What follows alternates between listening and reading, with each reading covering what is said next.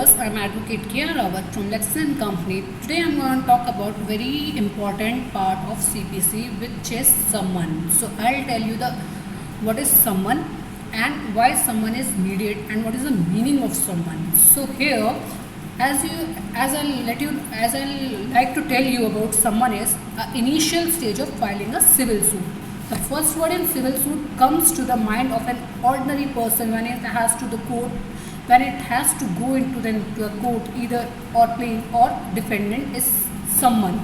So let's learn the term summon and its services through this article. So basically here I'm going to tell about what is summon and how the summon is served through this article.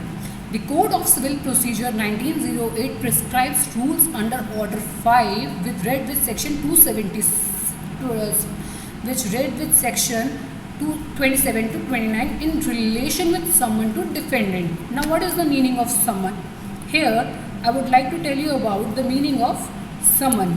So summon, the term summon has to be defined in Code of Civil Procedure 1908, but according to Black Law Dictionary, summon means a writing stating an action is commenced with him in the court.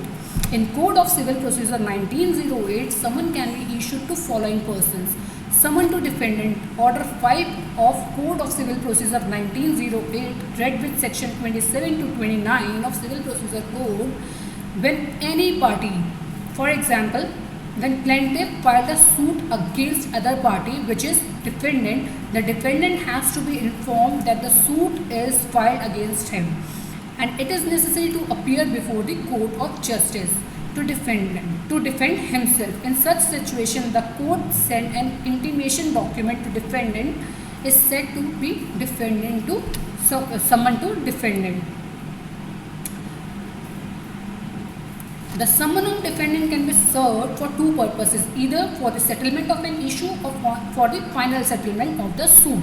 Now, summon to witnesses, Order 16 and Section 27 to 31 of Code of Civil Procedure, the summon shall issue by the court any person to give evidence as witness or produce document which is in his possession before the court on particular date. Such intimation document is said to be summon of witness. The summon of witness can be served for two purposes, either for giving oral evidence or for the production of final documents.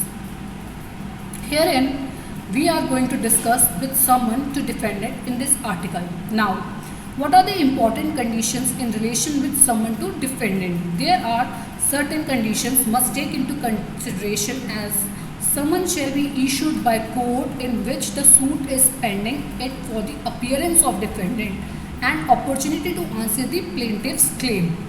For example, I have filed a suit, so I am a plaintiff and the other person is defendant. So court will send the notice, or court will send a written document, that is to call that person in the court so that he can justify himself. That is principle of natural justice. Court cannot pass any order on the basis of hearing the single party. The principle of natural justice says that court has to hear both the parties, and by hearing both the parties on the merits, court will decide what to do or how to pass the order, in whose favor court is supposed to pass the orders. So conditions are, someone may be served within 30 days from the institution of suit. For example, today you have instituted a suit in the court of law.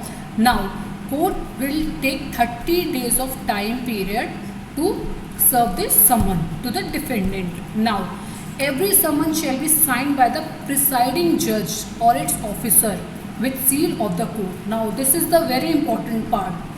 Seal of the court is a very important part. Prescribing officer will sign that summon and that will go with the seal of the court. Now, copy of plaint should be accompanied with summon.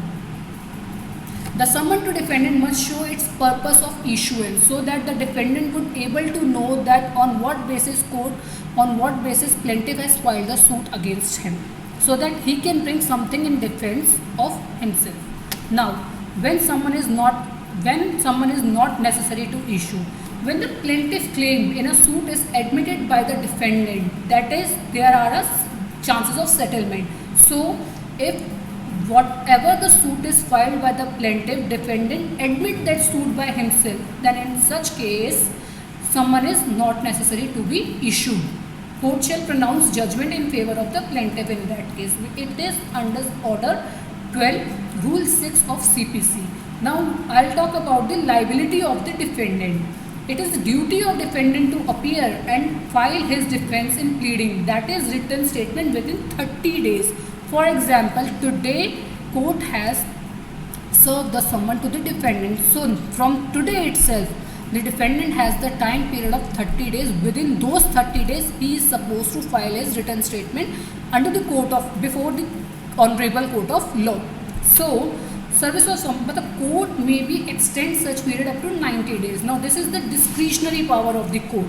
Court can extend that time period of 30 days as well up to 90 days from such service. If defendant fails to file such written statement, then the court empowered will pronounce judgment against the defendant, subject to its discretion to call the proof of facts pleaded by the plaintiff under order 8 rule 1 of CPC.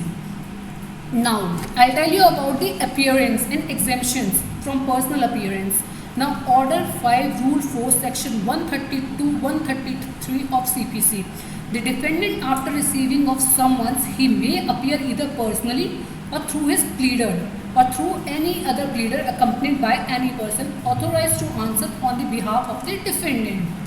So here I will tell you, but it shall not be necessary to appear personally to defendant if he fall under the benefit of exemptions. I hope you like my videos. If you have any query regarding the summons, so do let me know in the comment box. I'll resolve all your queries one by one. In the next videos, I'll tell you about the types of summon. For example, CHESPA summon and other form of summons. Till then, take care of yourself, stay safe, stay healthy.